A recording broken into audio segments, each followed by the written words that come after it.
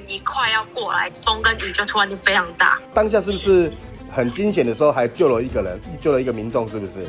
哦，对，就是我们在托运器材的过程当中，后来就发现远端好像应该是有在求救，然后就是看到就是巡逻员跟那个丰年哥的儿子骑水车马上就出去，然后把人拉上来这样子。是啊，这样拉上来之后，就马上风雨就变很大了啦，哦。对，就瞬间就开始下非常大雨了。哦，那如果说当下没有救到人的话，是不是很危险？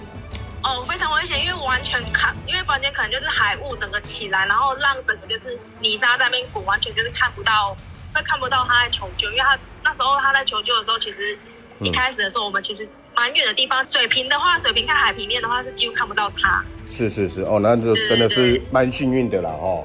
对，还蛮幸运的。OK， 还好有点能救到人这样子。不，刚好是海边巡逻员，他们也有发现，把他冲下去，把他救起来这样。